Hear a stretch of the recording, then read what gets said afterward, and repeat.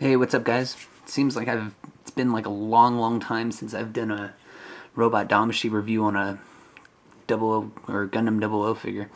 But anyways, we're taking a look at the Seravee this time, and it's getting a lot of attention lately just because of the Damashii exclusive that just came out recently.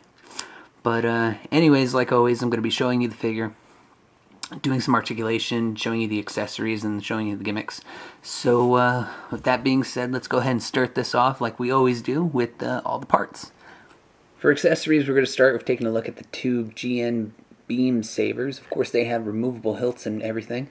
You get two GN bazookas this time around, and they can combine together to form one giant bazooka.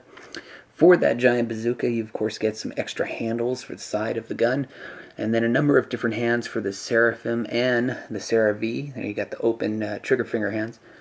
And the Seraphim also has some little extension parts so that you can plug in the hands wherever you want. Also for the Seraphim, you get the back piece. I believe this is when he deploys his GN field, this little Gundam face pops up on the back. But anyways, that's a lot of accessories for, well, actually not too much. But you get a lot of small accessories. You get these handles, you got the little peg, I guess you can call them peg inserts for the Seraphim's hand. So yeah, a lot of little small pieces that you got to worry about, but I'll show you everything individually in a little bit. Okay, so now for articulation, and with the Seraphim still on him, he's kind of limited as to what he can do, but really in the show you don't see this guy doing too many crazy things in the first place.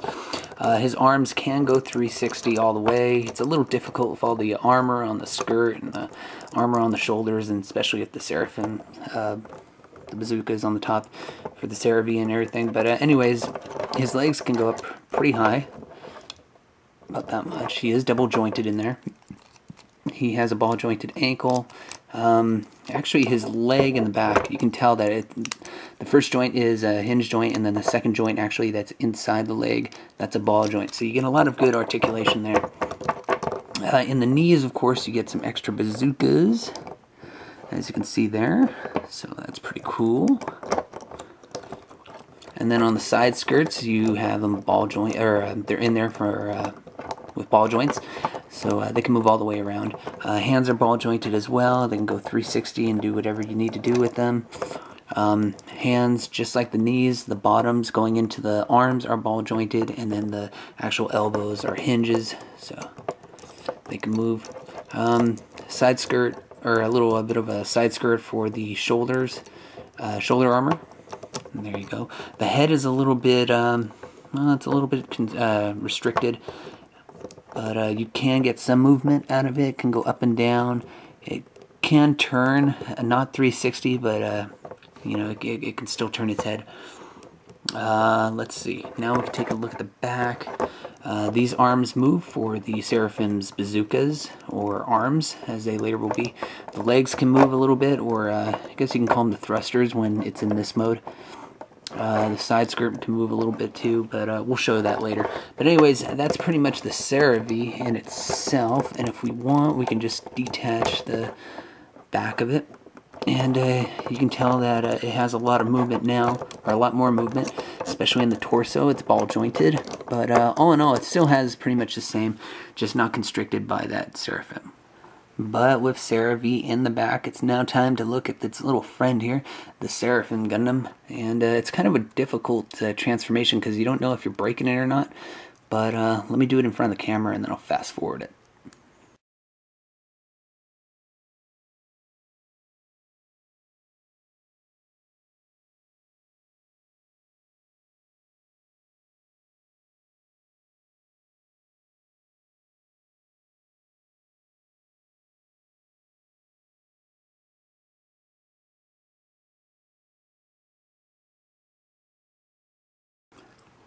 Now, before I go on any further, let me just also throw this in here. Along with all those other accessories that I showed you, you actually get 4 of these little lenses right here, and they're simple peg inserts, as you can see. They go for the kneecaps of the Seravee and the hands, or upper bazookas, whatever you want to call them, or upper or top cannons, whatever, of the Seraphim when it's in its backpack mode. But anyways, these 4 little lenses, and you can pretty much tell that they're really, really nicely translucent. You can see the peg on the other side. But anyways, yes, you do get these as well. So putting those down now, time to look at articulation for a Seraphim, and it's pretty good. You get 360 in the arms and everything, and the knees are double jointed. Of course, you gotta fiddle around with that because armor gets in the way, but there you go, double jointed. You've already seen that when it's in backpack mode. The ankle does this weird little bend here, but that's okay. It still kind of feels like it's ball jointed, and it is. It's in there deeper into the armor. But anyways, it can also bend its toe, I guess you can say, right there. Side skirt moves, it's on a ball joint, and the hands are ball jointed as well. Arms are only 1 joint, I think. No, they're double jointed also, but it's kind of hard to get it to fully bend a little bit more because this shoulder armor, or forearm armor, is in the way. So anyways, that's pretty much it. These fins do move on the side, but other than that, the head can go 360. It can go up and down that much, and that's it. Nothing really else about this figure.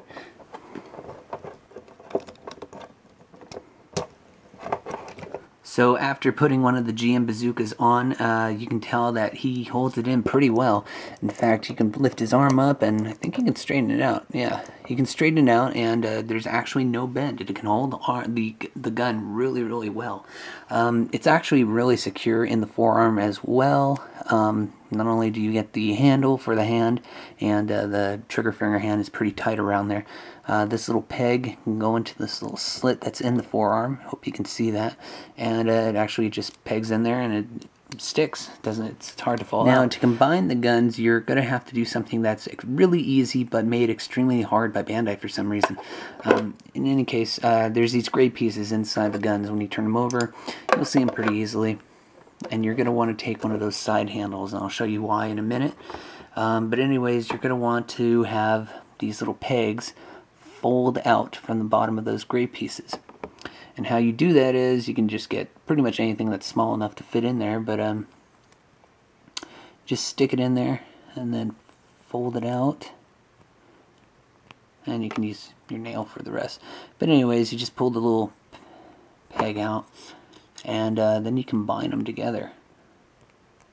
And it's a little difficult, but once you're together, they'll fit perfectly like that. Put them in any way you want, and there you have the double GN bazooka, or the combined GN bazooka, whatever you want to call it. But anyways, not the best design, because these things, the top of the guns, actually come off really easily. In fact, here, I'm pushing it in. I'm going to hold it up. It falls out, see? I don't know if this is a problem that everybody's had, but yeah, they don't want to stick in. So, but I'm not going to really put them on the Gundam. I'm just going to show you what you're supposed to do after that. You get those little side handles that I told you about, and I think you can either put them on either side, or you can put them just on one side altogether. But anyways, you put them inside the, or you attach them onto the trigger fingers, and then there you go. And just to make things quick, here's a look at the Seravee with its GN shield deployed, and you see the Gundam head showing. This feature was shown in the 2nd season, 1st episode. And if I haven't shown you enough already, here he is with his GM beam sabers put in place. Oh. Remember, those hilt can come off from the blades, but yeah, very, very cool. I wish they added more, just so you know, we could do something like, you know, put 2 and 2 and 2 and have them holding 6, because in the show I think I've seen them do that once. But actually, let's put him on some of those extra arms. So here he is with him pointing his beam saber from his lower kneecap there. I guess that's a kneecap. But anyways, you see the hand put in place. And then on one of the top shoulder cannons, another hand put in place holding a beam saber. Anyways, these things are pretty easy to put in. Of course, you just take that green lens out from each one and then put them in whichever hand you want. That was the sad thing about this figure when I got it. It actually has 4 of these little peg inserts, but I had 1 missing. But anyways, you're supposed to get 4. I only have 3 for this figure right now. But in any case, it still wouldn't do you any good because you still don't have enough beam sabers. So maybe you could steal some from your, you know, the if you have the Robot Damashii 00 Gundam or whatever. But in any case, poor choice, Bandai. I really wish you put some more beam sabers in the package for us.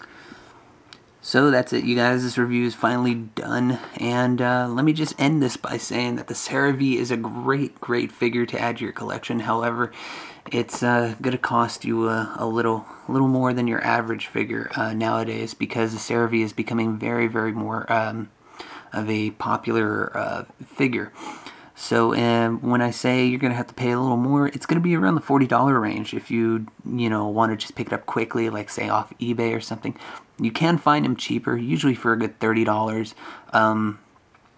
But usually when I see that for that price, it's for a used figure, and it's on some message board. But in any case, thanks for watching, you guys, and I hope you enjoyed, and stay tuned for more. Bye-bye.